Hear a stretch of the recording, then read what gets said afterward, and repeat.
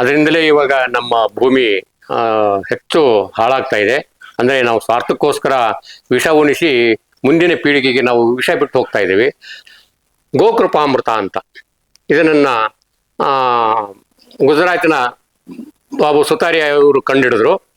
ಇದನ್ನ ಇವರಿಬ್ಬರು ಸೇರಿ ಪರಿಚಯಿಸಿ ನಾಡಿಗೆನೆ ಇದನ್ನ ಹಂಚ್ತಾ ಇದ್ದಾರೆ. ರೋಗ ನಿಯಂತ್ರಣ ಆಗುತ್ತೆ. ನಾವು ರೋಗ ನಾಶ ಮಾಡೋಂಗಿಲ್ಲ, ಕೀಟನಾಶ ಮಾಡೋಂಗಿಲ್ಲ. ನಾವು ಕೀಟನಾಶ ಮಾಡಿ ಇವತ್ತು ಈ ರೀತಿ ಬಂದಿದೆ ನಾವು. ಯಾಕಂದ್ರೆ ಅಲ್ಲಿ ಮಿತ್ರ ಕೀಟಗಳು ಇರ್ತವೆ, ಶತ್ರು ಕೀಟಗಳು ಇರ್ತವೆ. ನಮಗೆ ಮಿತ್ರ ಕೀಟಗಳನ್ನ ನಾಶ ಮಾಡಿದಾಗ ಶತ್ರು ಕೀಟಗಳು ಹೆಚ್ಚು ಆಗ್ತವೆ. ಅದಕ್ಕೆ ನಾವು ಕೀಟನಾಶ ಬಳಸಬಾರ್ದು. ಇವನ್ನು ಬಳಸಿದಾಗ ಅವೆಲ್ಲ ಸರಿ ಹೋಗುತ್ತೆ. ನೋಡಿ, ಈ ಗಣೇಶ ಕೆಲವರು ನಮಗೆ ವಿಸರ್ಜನೆ ಮಾಡಬೇಕು ಅಂದಾಗ ನಾವು ಏನ್ ಮಾಡ್ತೀವಿ, ಇದರಲ್ಲಿ 1/2% ಮಣ್ಣು ಮಿಶ್ರಣ ಮಾಡಿ ಸಗಣಿಯಲ್ಲಿ ಇದನ್ನ ಹದ ಮಾಡಿ ತೆಗಿತೇವೆ. ಇನ್ನು ಇದು ಅರ್ಕ. ಗೋಮೂತ್ರವನ್ನ ಬೆಳಿಗ್ಗೆ ಸಂಗ್ರಹ ಮಾಡಬೇಕು. ಇದನ್ನ ಬ್ರಾಹ್ಮಿ ಮುಹೂರ್ತದಲ್ಲೇ ಸಂಗ್ರಹ ಮಾಡಬೇಕು. ಬ್ರಾಹ್ಮಿ ಮುಹೂರ್ತದಲ್ಲಿ ಸಂಗ್ರಹ ಮಾಡಿ 10 ಲೀಟರ್ ಗೋಮೂತ್ರ ಇದೆ ಅಂತಂದ್ರೆ ಅದನ್ನ 5 ಲೀಟರ್ ನಾವು ಅರ್ಕವಾಗಿ ತೆಗಿತೇವೆ. ಇದನ್ನ ನೋಡಿ, ಇದ್ರ ಬೆಲೆ ಇವಾಗ ಇದು 3,000 ರೂಪಾಯಿ ಈ ಗಣೇಶನ ಬೆಲೆ. ಹಾಗಾದ್ರೆ ಇದು 1 kg ಪೌಡ್ರು, 1 kg ಪೌಡರ್ ಬೆಲೆ ಗೋಮಯದ್ದು 200 ರೂಪಾಯಿ. ಇದನ್ನ ನಾವು ಅದಕ್ಕೆ ರೂಪ ಕೊಟ್ಟಾಗ, ಅಂದ್ರೆ ಸಂಸ್ಕಾರ ಮಾಡಿ ಇದಕ್ಕೆ ನಾವು ಸಂಸ್ಕಾರ ಕೊಟ್ಟಾಗ ಇದು 3,000 ಬೆಲೆ ಬಾಳ್ತು. ಹೇಳ. ಇವಳು ಲಕ್ಷ್ಮಿ ಅಂತ, 4 ತಿಂಗಳಾಯ್ತು ಇವಳು ನಮ್ಮ ಮನೆಗೆ ಬಂದು. ತುಂಬಾ ಸೌಮ್ಯ ಸ್ವಭಾವದವಳು. ತುಂಬಾ ನಮಗೆ ಇವಳಿಂದ ನಮಗೆ ಈಗ ಹಾಲು, ಮೊಸರು, ಮಜ್ಜಿಗೆ, ಯಾಕಂದ್ರೆ ನಾನು ಗೋಕೃಪಾಮೃತ ಮಾಡ್ತಾ ಇದ್ದೇನೆ. ಅದರಿಂದ ಇವಳಿಂದ ಈಗ ನಮಗೆ ಅದು ಸುಲಭವಾದಂಥ ಒಂದು ಮಜ್ಜಿಗೆ ಸಿಗುತ್ತೆ. ಸಾಕಷ್ಟು ನಮಗೆ ಉಪಯೋಗ ಇದೆ. ಹೆಚ್ಚು ಗೋಮೂತ್ರ, ಗೋಮಯ ಸಿಗುತ್ತೆ. ಇವನು ಬಲರಾಮ ಅಂತ, 4 ತಿಂಗಳು ಇವನಿಗೆ. ಈ 28ಕ್ಕೆ ಎದ್ದೇಳ. ಇವನು ಬಲರಾಮ ಸರ್. ಯಾವ ತಳಿ ಸರ್ ಇದು? ಇದು ಮಿಕ್ಸ್ ಇದೆ, ಅಮೃತ್ ಮಾಲು. ಅದು ಯಾವ ತಳಿ ಸರ್? ಅದು ಮಲ್ನಾಡ್ ಗಿಡ್ಡ. ಅದು ಮಲ್ನಾಡ್ ಗಿಡ್ಡ ಎತ್ತರವಾಗಿದೆ ಸ್ವಲ್ಪ ಅಲ್ವಾ? ಮಲ್ನಾಡ್ ಗಿಡ್ಡ. ಅದು ಮಲ್ನಾಡ್ ಗಿಡ್ಡ. ಇದು ಮಲ್ನಾಡ್ ಗಿಡ್ಡ ಅಲ್ಲ, ಇವನು ಪುಂಗನೂರು ಆಂಧ್ರ ತಳಿ. ಇದು ಪುಂಗನೂರು ತಳಿ. ಇವನ ಹೆಸರು ಶರಣ್ಯ. ಇವನು ಕೂಡ ತುಂಬಾ ಬುದ್ಧಿವಂತ. ಇವನು ಬಂದು ನಮ್ಮ ಮನೆಗೆ ಬಂದು 5 ತಿಂಗಳಾಯ್ತು. ಇದು ಬ್ರೀಡಿಂಗ್ ಪರ್ಪಸ್ ಯೂಸ್ ಮಾಡ್ತಾರೆ. ಹೌದು, ಇದು ಬ್ರೀಡಿಂಗಿಗೋಸ್ಕರ ಇವನ್ನ ಸಾಕ್ತಾ ಇದ್ದೀನಿ. ಇನ್ನು 2 ವರ್ಷ ಇವನು ಬೆಳಿಬೇಕು. ಅಂದ್ರೆ ಮಿನಿಮಮ್ 3 ವರ್ಷ ಬೇಕು ಬ್ರೀಡಿಂಗಿಗೆ, ಬೀಜಕ್ಕೆ. ಈಗ ಇವನಿಗೆ 13 ತಿಂಗಳು. ಇದ್ರ ಒಂದು ಸ್ಪೆಷಾಲಿಟಿ ಬಗ್ಗೆ ಹೇಳಿ ಸರ್. ಈ ಒಂದು ಪುಂಗನೂರು ಹಸು, ಈ ಪುಂಗನೂರು ಹಸು ನೋಡಿ, ಇದು ತುಂಬಾ ಇವಾಗ ಅಂದ್ರೆ ಅಳಿವಿನ ಅಂಚಿನ ಇರತಕ್ಕಂತ ಒಂದು ತಳಿ. ಕೇವಲ 39 ತಳಿಗಳು ಈಗ ನಮ್ಮ ದೇಶದಲ್ಲಿ ಉಳಿದಾವೆ. ಅದರಲ್ಲಿ ಇದು ಆಂಧ್ರ ಬ್ರೀಡ್ ಇದು. ಇದರಲ್ಲಿ ಹೆಚ್ಚು ಇದು ಸ್ಟ್ರಾಂಗ್ ಇರುತ್ತೆ. ಆನಂತರ ಇವಳು ಹಸುಗಳು ಕನಿಷ್ಠ 3 ರಿಂದ 4 ಲೀಟರ್ ಹಾಲು ಕೊಡ್ತವೆ. ಇವನು ಈ ಗಂಡು ಹೋರಿಗಳು ಆದ್ರೆ ಸ್ಟ್ರಾಂಗ್ ಇರುತ್ತೆ, ಆದ್ರೆ ಉಳುಮೆಗಳು ಮಾಡಬಹುದು. ಈಗ ನಾನು ಮುಂದೆ ಬಳಸ್ಬೇಕು ಅನ್ನೋ ಒಂದು ಯೋಜನೆ ಇದೆ ಉಳುಮೆಗೆ. ಅಂತೂ ಬುದ್ಧಿವಂತರು ಇವರು, ಈ ತಳಿ. ಇವನು ಈಗ ಇದು ಇನ್ನೊಂದು ಗಂಟೆ ಶುರು ಮಾಡ್ತಾರೆ ಇವರೆಲ್ಲ. ಯಾಕೆ ಇವಾಗ 9 ರಿಂದ 10 ಗಂಟೆ ಒಳಗೆ ನಾನು ಆಚೆ ಹೋಗ್ತಿದ್ದೆ, ಇವತ್ತು ಹೋಗಿಲ್ಲ. ಇವರು ಕರೆಯಕ್ಕೆ ಶುರು ಮಾಡ್ತಾರೆ. ಅವ್ರದೇ ಆದಂತ ಒಂದು ಭಾಷೆ ಇರುತ್ತಲ್ಲ.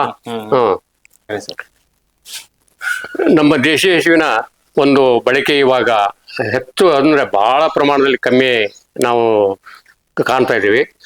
ಅದರಿಂದಲೇ ಇವಾಗ ನಮ್ಮ ಭೂಮಿ ಹೆಚ್ಚು ಹಾಳಾಗ್ತಾ ಇದೆ. ಅಂದ್ರೆ ನಾವು ಸ್ವಾರ್ಥಕ್ಕೋಸ್ಕರ ವಿಷ ಉಣಿಸಿ ಮುಂದಿನ ಪೀಳಿಗೆಗೆ ನಾವು ವಿಷ ಬಿಟ್ಟು ಹೋಗ್ತಾ ಇದ್ದೀವಿ.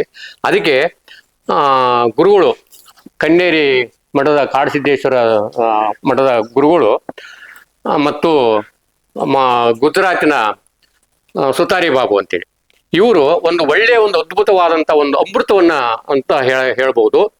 ಇದು ಗೋಕೃಪಾಮೃತ ಅಂತ. ಇದನ್ನ ಗುಜರಾತಿನ ಬಾಬು ಸುತಾರಿಯಾ ಇವರು ಕಂಡಿಡಿದ್ರು. ಇದನ್ನ ಇವರಿಬ್ಬರು ಸೇರಿ ಪರಿಚಯಿಸಿ ನಾಡಿಗೆನೆ ಇದನ್ನ ಹಂಚ್ತಾ ಇದ್ದಾರೆ. ನಾವು ಕೂಡ ಅವ್ರ ಜೊತೆ ಕೂಡಿ ಇದನ್ನ ಅಳಲು ಸೇವೆ ಮಾಡ್ತಾ ಇದೀವಿ. ಇದರ ದ್ರಾವಣದ ಹೆಸರು ಮೂಲ ರೂಪ ಗೋಕೃಪಾಮೃತ ಅಂತ. ನಾನು 2016-17 ನಾನು ಇದನ್ನ ಕಾಯ್ಕೊಂಡ್ ಬಂದಿದ್ದೀನಿ. ಅವರು 1 ಲೀಟರ್ ಕೊಡ್ತಾರೆ ನಮಗೆ ಮದರ್ ಕಲ್ಚರ್ ಅಸಲಿ ದ್ರಾವಣವನ್ನು 1 ಲೀಟರ್. 1 ಲೀಟರ್ಗೆ 200 ಲೀಟರ್ ಆಗಿ ನಾವು ಅದನ್ನ ಕನ್ವರ್ಟ್ ಮಾಡ್ಕೋಬಹುದು. ಹೇಗಂತಂದ್ರೆ 1 ಲೀಟರ್ ಗೋಕೃಪಾಮೃತ, 2 kg ಬೆಲ್ಲ, 2 ಲೀಟರ್ ಶುದ್ಧ ಮಜ್ಜಿಗೆ 200 ಲೀಟರ್ಗೆ ಮಿಶ್ರಣ ಮಾಡಿ 5 ದಿವಸ ತಿರುಗಿಸೋದು. 6ನೇ ದಿವಸಕ್ಕೆ ಇದು ಈ ಕಲರ್ ಬರುತ್ತೆ, ಒಳ್ಳೆ ಸುವಾಸನೆ ಇರುತ್ತೆ, ಈ ಬಣ್ಣ ಕಬ್ಬಿನ ಹಾಲಿದ್ದಂಗೆ ಇರುತ್ತೆ. ಇದನ್ನ ನಾವು 2 ತಿಂಗಳಿಗೊಂದ್ಸರಿ ನಮ್ಮ ಬೆಳೆಗಳಿಗೆ ಇದನ್ನ ಉಣಿಸ್ತಾ ಬರ್ತಾ ಇದ್ದೇವೆ. ಇದು ಗೋಕೃಪಾಮೃತ. ಇದು ಕೂಡ ಆ ಒಂದು ಕಲ್ಚರ್ ಇಂದ, ಅದರ ಮೂಲ ಕಲ್ಚರ್ ಅವ್ರ ಗುರುಗಳು ನಮಗೆ ಹೇಳಿಲ್ಲ. ಒಟ್ಟಿನಲ್ಲಿ ಇದು ಸಿದ್ಧವಾದದ್ದು ಅವರಿಂದ. ಇದನ್ನ ನಾವು 2017-18 ಇದನ್ನ ಬಳಸ್ತಾ ಬರ್ತಾ ಇದ್ದೇವೆ. ರೈತರು ಕೂಡ ದಿನ ಬಂದು ನಮ್ಮ ಹತ್ರ ತಗೊಂಡು ಹೋಗ್ತಾರೆ. ನಿಮ್ಮ ಹತ್ರ ಇದು ಅವೈಲಬಿಲಿಟಿ ಇದೆಯಾ ಸರ್? ಹೌದು, ಯಾವಾಗ ಬೇಕಾದ್ರೂ ಬರ್ಬೋದು, ಎಷ್ಟು ಜನ ಬೇಕಾದ್ರೂ ಬರ್ಬೋದು. ನಮ್ಮ ಹತ್ರ ಇದು ಸಿಗುತ್ತೆ ಉಚಿತವಾಗಿ. ಇದು ಮಾರಂಗಿಲ್ಲ, ಇದನ್ನ ಮಾರಂಗಿಲ್ಲ. ಯಾರು ಬೇಕಾದ್ರೂ ಬಂದ್ರೆ ಯಾರು ಬೇಕಾದ್ರೂ ತಗೊಂಡು ಹೋಗ್ಬಹುದು. ನಿಮ್ಮ ಹತ್ರ ಸಿಗುತ್ತೆ ಗೋಕೃಪಾಮೃತ.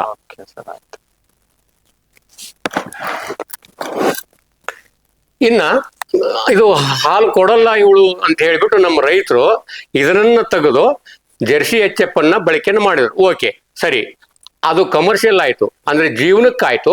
ಜೀವಕ್ಕೆ ಒಂದಾದ್ರೂ ಇದನ್ನ ಕಟ್ಕೊಳ್ಳಿ ಅಂತ ನಾನು ರೈತರಿಗೆ ಕೇಳ್ಕೊಳ್ಳೋದು ಇಷ್ಟೇ. ನಿಮ್ಮ ಜೀವ ಮೊದಲು, ಆ ನಂತರ ಜೀವನ. ನಾವು ಜೀವವನ್ನ ಮರೆತು ಜೀವನದಿಂದ ಹೋಗ್ತಾ ಇದ್ದೇವೆ. ಅದು ಆದ್ರೆ ಅದೇ ಮುಂದುವರೆದ್ರೆ ಮುಂದೆ ನಿಮ್ಮ ಮಕ್ಕಳು ಮೊಮ್ಮಕ್ಕಳುಗಳು ಅವ್ರಿಗೆ ಏನ್ ಬಿಟ್ಟು ಹೋಗ್ತಾ ಇದ್ದೇವೆ ಅದನ್ನ ಯೋಚನೆ ಮಾಡ್ಬೇಕಾಗಿದೆ ನಾವು. ಯಾಕಂದ್ರೆ ನಾವು ನಮ್ಮ ತಂದೆ ತಾಯಿಗಳನ್ನ ಇವತ್ತು ಫೋಟೋ ಇಟ್ಟು ಪೂಜೆ ಮಾಡ್ತಾ ಇದ್ದೇವೆ. ಯಾಕೆಂದ್ರೆ ಅವ್ರು ನಮ್ಗೆ ಒಳ್ಳೇದ್ ಬಿಟ್ಟು ಹೋಗಿದ್ದಾರೆ.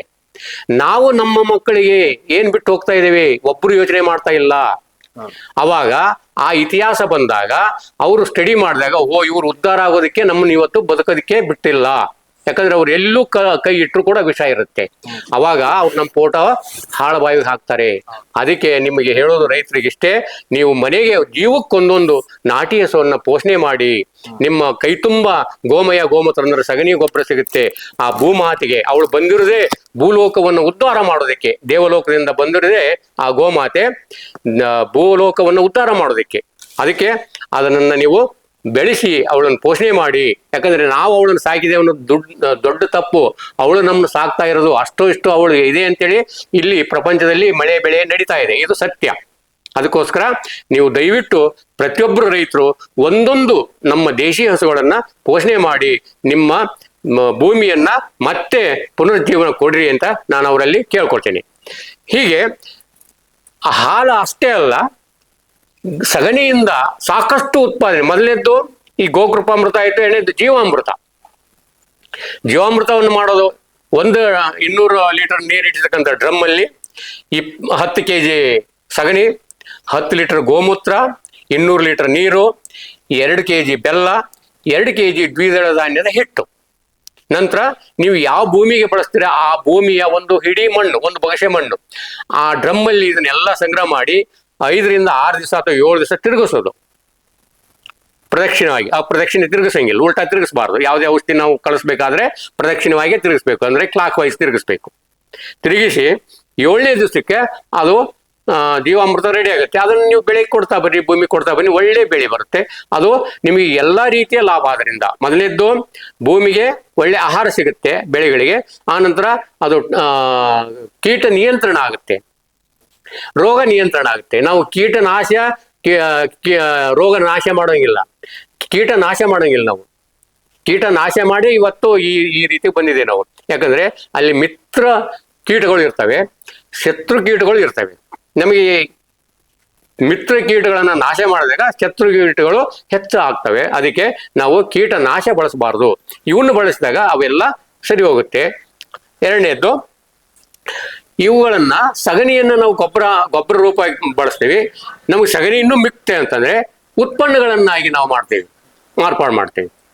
ಹೀಗೆ ಇಲ್ಲಿ ಮೊದಲೇದು ನೋಡಿ, ಇವೆಲ್ಲ ಗೋಮಯದಲ್ಲಿ ಮಾಡತಕ್ಕಂಥ ಗಣಪತಿಗಳು.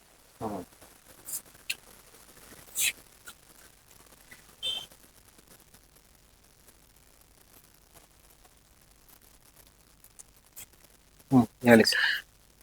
ನೋಡಿ, ಈ ಗಣೇಶ ಕೆಲವರು ನಮಗೆ ವಿಸರ್ಜನೆ ಮಾಡಬೇಕು ಅಂದಾಗ ನಾವು ಏನ್ ಮಾಡ್ತೀವಿ, ಇದರಲ್ಲಿ ಅರ್ಧದಿಂದ 1/4% ಮಣ್ಣು ಮಿಶ್ರಣ ಮಾಡಿ ಸಗಣಿಯಲ್ಲಿ ಇದನ್ನು ಹದ ಮಾಡಿ ತೆಗಿತೇವೆ, ಸಿದ್ಧ ಮಾಡ್ತೇವೆ. ಹಾಗೆ ಮುಳುಗದೆ ಇರ್ತಕ್ಕಂಥದ್ದು ನಾವು ಮಾಮೂಲಿ ಬೇಕು, ನಾವು ವಿಸರ್ಜನೆ ಮಾಡಲ್ಲ ಅಂದಾಗ ಸಂಪೂರ್ಣ ಗೋಮಯದಲ್ಲೇ ನಾವು ಗಣೇಶನ ಅವ್ರಿಗೆ ಯಾವ ಅಂದ್ರೆ ಮಿನಿಮಮ್ 1.5 ಅಡಿ 19 ಇಂಚು ಹೀಗೆ ಗಣೇಶಗಳು 3 ಇಂಚಿನಿಂದ ನಮ್ಗೆ ಸಿಗ್ತವೆ. ನೋಡಿ, ಇದ್ರ ಬೆಲೆ ಇವಾಗ ಇದು 3,000 ರೂಪಾಯಿ ಈ ಗಣೇಶನ ಬೆಲೆ. ಹಾಗಾದ್ರೆ ಇದು 1 kg ಪೌಡ್ರು, 1 kg ಪೌಡರ್ ಬೆಲೆ ಗೋಮಯ ಇದ್ದು 200 ರೂಪಾಯಿ. ಇದನ್ನ ನಾವು ಅದಕ್ಕೆ ರೂಪ ಕೊಟ್ಟಾಗ ಅಂದ್ರೆ ಸಂಸ್ಕಾರ ಮಾಡಿ ಇದಕ್ಕೆ ನಾವು ಸಂಸ್ಕಾರ ಕೊಟ್ಟಾಗ ಇದು 3,000 ಬೆಲೆ ಬಾಳ್ತು. ಹಾಗೆ ಅನೇಕ ವಸ್ತುಗಳನ್ನು ನಾವು ಸಿದ್ಧ ವಸ್ತುಗಳನ್ನಾಗಿ ಅವರಿಗೆ ತರಬೇತಿನೂ ಕೊಡ್ತೇವೆ, ಬೇಕಂದ್ರೆ ನಿಮಗೆ ಅವನ್ನ ಕಳಿಸಿ ಕೊಡ್ತೇವೆ. ಇನ್ನು ಇದು ಅರ್ಕ.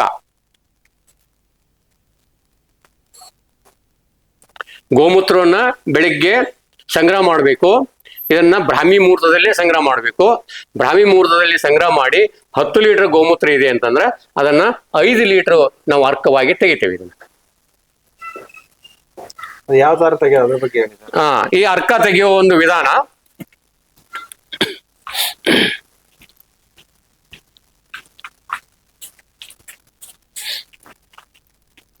ಇದೆ. ಅರ್ಕ ತೆಗೆಯೋ ವಿಧಾನ ಇದು ಒಲೆ, ಇದು ಗೋಮೂತ್ರ ಸಂಗ್ರಹ ಮಾಡೋ ಪಾತ್ರೆ. ಈ ಪಾತ್ರೆಯಲ್ಲಿ ಗೋಮೂತ್ರ ಇರುತ್ತೆ. ಇದು ಡೋಲ, ಇದು ಮೇಲ್ ತಣ್ಣೀರಿನ ಗಡಿಗೆ. ಇಲ್ಲಿ ನಾವು ಉರಿ ಹಾಕಿ ಇದ್ರೊಳಗೆ ಗೋಮೂತ್ರ ಇರುತ್ತೆ. ಇಲ್ಲಿ ಕಂಪ್ಲೀಟ್ ಪ್ಯಾಕ್ ಮಾಡ್ತೇವೆ. ಇಲ್ಲಿ ಪ್ಯಾಕ್ ಮಾಡಿದ್ದೇವೆ ನೋಡಿ, ಈ ತರ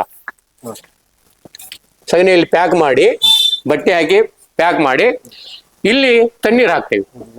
ಮೇಲ್ಗಡೆ ತಣ್ಣೀರು ಹಾಕಿ ನಾವು ಒಲೆ ಹಚ್ಚಿದ ಅರ್ಧ ಗಂಟೆ ಮೇಲೆ ಇಲ್ಲಿ ಆ ಆವಿ ಬಂದು ಇದಕ್ಕೆ ತಾಗಿದಾಗ ಮತ್ತೆ ಅದು ದ್ರವರೂಪರಾಗಿ ಈ ನಾಜಲ್ ಅಲ್ಲಿ ಬರಕ್ ಶುರು ಮಾಡುತ್ತೆ. ಇಲ್ಲೊಂದು ಪಾತ್ರೆ ಇಟ್ಟಿರ್ತೇವೆ, ಇಲ್ಲಿ ಸಂಗ್ರಹ ಆಗುತ್ತೆ.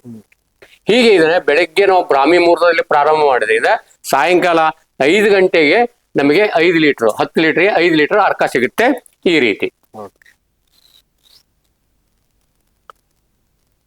ಸಾಯಂಕಾಲದವರೆಗೂ ಕುದಿಸ್ತಾನೆ ಇರೋದು. ಹೌದು, ಇಲ್ಲಿ ಒಲೆಗೆ ಉರಿ ಹಾಕ್ತಾನೆ ಇರಬೇಕು. ಅದು ಕುದ್ದು ಕೊನೆಗೆ ಮಾತ್ರ ಗಷ್ಟು ಉಳಿಯುತ್ತೆ.